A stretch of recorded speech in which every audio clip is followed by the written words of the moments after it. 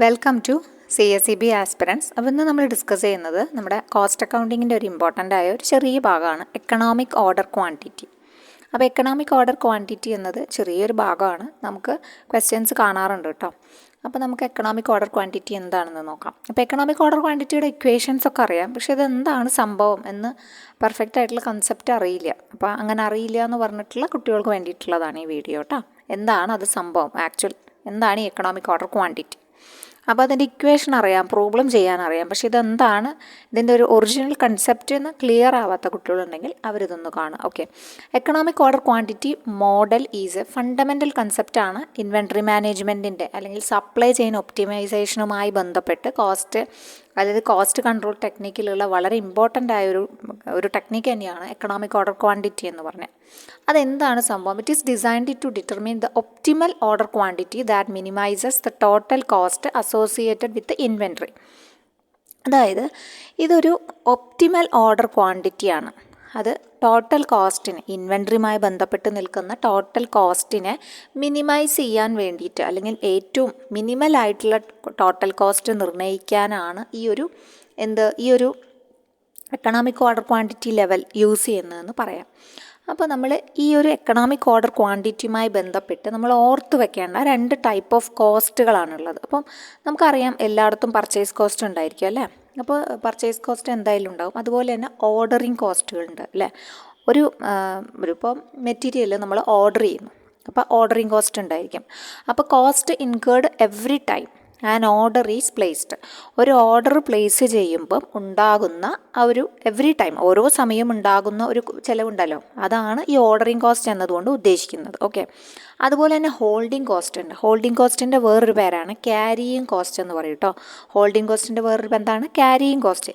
Carrying cost ഒന്നുമില്ല, നമുക്ക് ഇത് സ്റ്റോർ ചെയ്യണമല്ലോ. നമ്മളിപ്പോൾ ഓർഡർ ചെയ്തിട്ട് സാധനം വന്നു കഴിഞ്ഞാൽ അത് നമുക്ക് എടുത്തു വെക്കണം, കറക്റ്റായിട്ട് അത് എടുത്തു വെക്കണം. അപ്പോൾ അതുകൊണ്ട് അത് സ്റ്റോർ ചെയ്യാൻ ആവശ്യമായ, ഇൻവെൻട്രിയിൽ സ്റ്റോർ ചെയ്യാൻ ആവശ്യമായ കോസ്റ്റ് ഓവർ ടൈം, എത്ര കാലയളവിലാണോ നമുക്ക് സൂക്ഷിച്ച് വെക്കേണ്ടത് അത്രയും കാലയളവ് സൂക്ഷിച്ച് വെക്കുന്നതിനാവശ്യമായ ഒരു കപ്പാസിറ്റി നമുക്കുണ്ടായിരിക്കണം. അപ്പോൾ അതിന് ചിലവാകുന്നതാണ് ഈ ക്യാരിയിങ് കോസ്റ്റ് അല്ലെങ്കിൽ ഹോൾഡിംഗ് കോസ്റ്റ് എന്ന് പറയുന്നത്. അപ്പോൾ ഈ ഒരു 2 കോസ്റ്റ്, അതായത് ഓർഡറിങ് കോസ്റ്റും ഹോൾഡിംഗ് കോസ്റ്റും അല്ലെങ്കിൽ ക്യാരിയിങ് കോസ്റ്റും, ഓർഡറിങ് കോസ്റ്റും ക്യാരിയിങ് കോസ്റ്റും അല്ലെങ്കിൽ രണ്ടും, അതായത് ക്യാരിയിങ് ഹോൾഡിംഗ് എന്ത് വേണമെങ്കിൽ പറയാം കേട്ടോ, രണ്ടും സെയിം തന്നെയാണ്.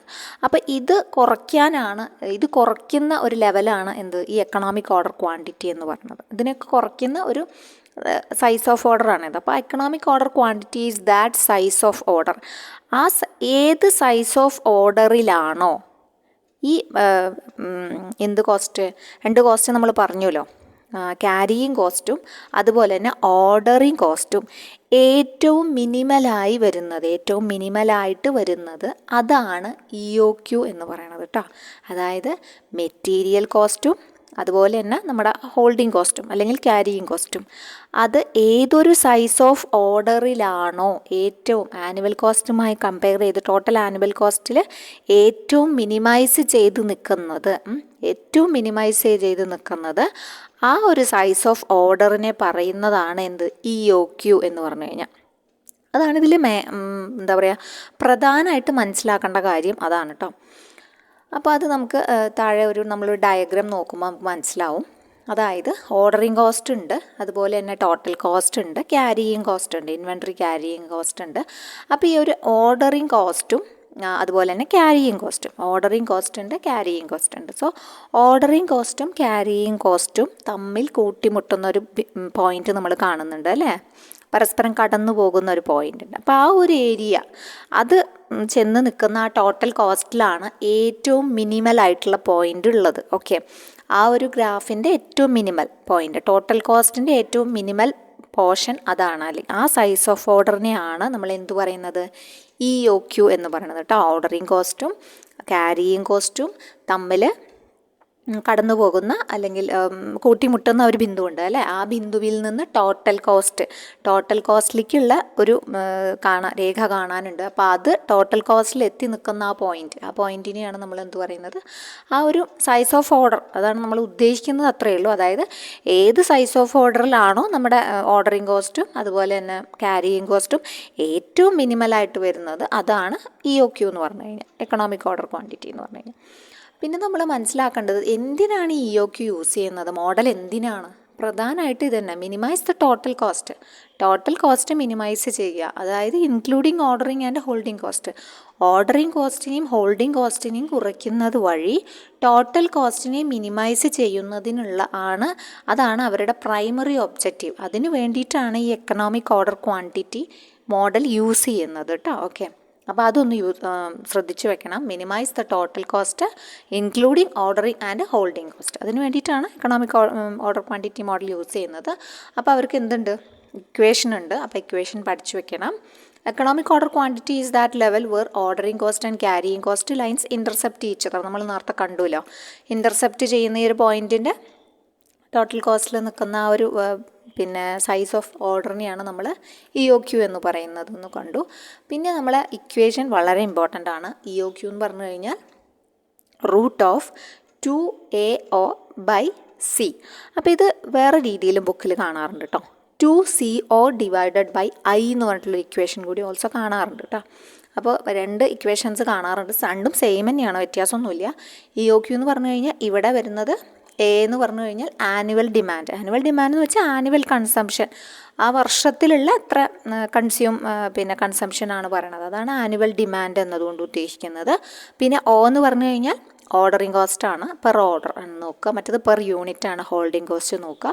അപ്പോൾ അതാണ് ഇവിടെ പറയുന്നത് കേട്ടോ. Holding കോസ്റ്റാണ് C. ഹോൾഡിംഗ് എന്ന് വെച്ചാൽ ക്യാരിയിങ് എന്നുള്ള ഒരു C ആണ് ഇവിടെ കൊടുത്തിട്ടുള്ളത്.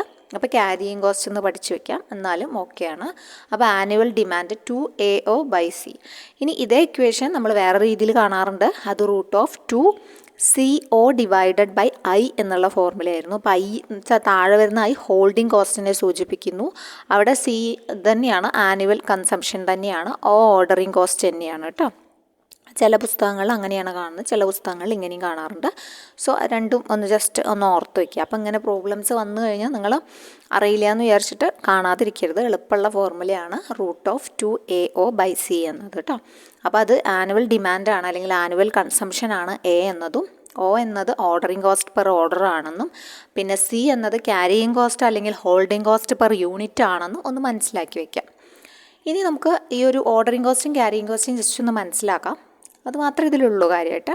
അപ്പോൾ ഓർഡറിങ് കോസ്റ്റും ക്യാരിയിങ് കോസ്റ്റും തമ്മിലുള്ള ഒരു റിലേഷൻഷിപ്പ് നോക്കുകയാണെങ്കിൽ അവർ തമ്മിലൊരു ഇൻവേഴ്സ് റിലേഷൻഷിപ്പാണുള്ളത് കേട്ടോ. ഓർഡറിങ് കോസ്റ്റും ക്യാരിയിങ് കോസ്റ്റും തമ്മിലൊരു ഇൻവേഴ്സ് റിലേഷൻഷിപ്പാണുള്ളത്. ഓക്കെ, അപ്പോൾ ഒരു സംഭവം നമ്മൾ ഓർഡർ ചെയ്ത് കഴിഞ്ഞ് അതുപോലെ തന്നെ നമ്മൾ ഓർഡർ ചെയ്ത് നമുക്ക് പ്രോഡക്റ്റ് കിട്ടി. അപ്പോൾ നമ്മളത് ഹോൾഡ് ചെയ്യണം അല്ലെങ്കിൽ ക്യാരി ചെയ്യണം. അപ്പോൾ നമുക്ക് ചിലവ് വരും അല്ലേ, ഇൻഷുറൻസ് ചാർജസ്, അങ്ങനത്തെ ചാർജസൊക്കെ ഉണ്ട്. അതൊക്കെ എന്താണ്, ഡിപ്പെൻഡിങ് ഓൺ എത്ര ഓർഡേഴ്സ് പ്ലേസ് ചെയ്തു അതിനനുസരിച്ചിട്ടാണ് ഈ ഓർഡറിങ് കോസ്റ്റ് ഉണ്ടായിരിക്കുക. അപ്പോൾ അത് രണ്ടും വ്യത്യസ്തമാണല്ലോ. അതുകൊണ്ട് തന്നെയാണ് അവർ തമ്മിലുള്ള റിലേഷൻഷിപ്പ് ഇൻവേഴ്സ് റിലേഷൻഷിപ്പാണെന്ന് പറയുന്നത്. ഇപ്പം നമ്പർ ഓഫ് ഓർഡർ കൂടിയെന്ന് വിചാരിക്കാം. നമ്പർ ഓഫ് ഓർഡർ കൂടുമ്പോൾ എന്താ ഉണ്ടാവുക, ഇവർക്ക് 2 പേർക്ക് സംഭവിക്കാമെന്ന് വെച്ച് കഴിഞ്ഞാൽ ഓർഡറിങ് കോസ്റ്റും ഓൾസോ കൂടും. നമ്പർ ഓഫ് ഓർഡർ കൂടുമ്പോൾ ഓർഡറിങ് കോസ്റ്റും കൂടും. ഓർഡർ കൂടുമ്പോൾ നമ്പർ ഓഫ് കൂടും, പക്ഷേ ക്യാരിയിങ് കോസ്റ്റ് കുറയുകയാണ് ചെയ്യുക കേട്ടോ. Carrying cost number of order കൂടുമ്പോൾ എന്താണ്, ഓർഡറിങ് കോസ്റ്റ് കൂടുകയും ക്യാരിയിങ് കോസ്റ്റ് കുറയുകയുമാണ് ചെയ്യുക. ഓക്കെ, അവർ തമ്മിൽ ഇൻവേഴ്സ് റിലേഷൻഷിപ്പ് ആണെന്ന് പറഞ്ഞല്ലോ. ഇനി ഓർഡറിൻ്റെ സൈസ് വളരെ കൂടുമ്പം ഓർഡറിങ് കോസ്റ്റ് കുറയുകയും ക്യാരിയിങ് കോസ്റ്റ്, കാരണം സൂക്ഷിക്കാൻ നമുക്ക് കൂടുതൽ എക്സ്പെൻസൊക്കെ വേണ്ടി വരും. അപ്പോൾ അതുകൊണ്ട് തന്നെ ക്യാരിയിങ് കോസ്റ്റ് കൂടുകയാണ് ചെയ്യുക. അപ്പോൾ അതാണ് ഇവർ തമ്മിലുള്ള ഇൻവേഴ്സ് റിലേഷൻഷിപ്പ് ആണെന്ന് പറയുന്നത് കേട്ടോ. അപ്പോൾ ഓർഡറിങ് കോസ്റ്റും ക്യാരിയിങ് കോസ്റ്റുമാണ് ഇതിൽ പ്രധാനപ്പെട്ട കഥാപാത്രങ്ങൾ നമ്മുടെ EOQനെ നോക്കുമ്പോൾ. അപ്പോൾ എക്കണോമിക് ഓർഡർ ക്വാണ്ടിറ്റി എന്ന് വെച്ചാൽ എന്താണ്? അതൊരു ഫോർമുലയാണ് used to determine optimal order quantity. Optimal ആയിട്ടുള്ള order quantity for inventory to minimise total inventory cost. അതുപോലെ തന്നെ അവരെ ബാലൻസ് ചെയ്യുന്നതാണ് ഓർഡറിങ്ങും ഹോൾഡിംഗ് കോസ്റ്റിനെയും ബാലൻസ് ചെയ്തിട്ടുള്ള ഒരു മിനിമൈസ് ആയിട്ടുള്ള ഓർഡർ ക്വാണ്ടിറ്റി ആണ് ഈ എക്കണോമിക് ഓർഡർ ക്വാണ്ടിറ്റി എന്നതുകൊണ്ട് ഉദ്ദേശിക്കുന്നത്. ഓക്കെ, ഇപ്പോൾ ക്യാരിയിങ് കോസ്റ്റിനെ കുറിച്ച് നമ്മൾ പറഞ്ഞതാണ്. അപ്പോൾ അത്രയേ ഉള്ളൂ. ക്യാരിയിങ് കോസ്റ്റ് എന്താണ്? It is A cost associated with maintaining inventories within A business. Examples ആണ് ഇൻട്രസ്റ്റ് ഇൻവെസ്റ്റ്മെൻറ്റ്, അതുപോലെ തന്നെ ഒബ്സലസൻസ് ലോസസ് ഉണ്ടായിരിക്കും, ഇൻഷുറൻസ് പ്രീമിയംസ് അടയ്ക്കണം.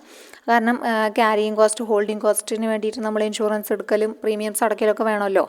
അപ്പോൾ റെൻറ്റ് ഉണ്ടായിരിക്കും, അതുപോലെ സ്റ്റോർ കീപ്പിംഗ് എക്സ്പെൻസസ് ഉണ്ടായിരിക്കും. Carrying cost and inventory volume have A positive relationship എന്ന് പറഞ്ഞിട്ടുണ്ട്. ഓക്കെ, ഇൻവെൻട്രി വോളിയവും ക്യാരിയിങ് കോസ്റ്റും തമ്മിൽ ഒരു പോസിറ്റീവ് റിലേഷൻഷിപ്പാണെന്നും പറയുന്നുണ്ട്. അപ്പോൾ നിങ്ങൾ ഈ ഒരു ചെറിയ ഭാഗമാണ്, പക്ഷെ നിങ്ങളത് ഓർത്ത് വെച്ച് പഠിക്കുക. അപ്പോൾ നമ്മളെ ഇക്വേഷൻ മറക്കാതിരിക്കുക കേട്ടോ. എക്കണോമിക് ഓർഡർ ക്വാണ്ടിറ്റിയായിട്ട് ബന്ധപ്പെട്ടിട്ടുള്ള ഇക്വേഷൻ മറക്കാതിരിക്കുക. അപ്പോൾ ക്ലാസ് ഇഷ്ടപ്പെട്ടാൽ ലൈക്ക് ചെയ്യുക, കമൻറ്റ് ചെയ്യുക. പിന്നെ നമ്മുടെ കൂടുതൽ വീഡിയോസ് സബ്സ്ക്രൈബ് ചെയ്ത് നമ്മുടെ കൂടെ കണ്ടുവരിക കേട്ടോ. അപ്പോൾ നന്നായിട്ട് പഠിക്കുക എല്ലാവരും. ഓക്കെ, അപ്പോൾ അടുത്ത വീഡിയോ ആയിട്ട് കാണാം. താങ്ക്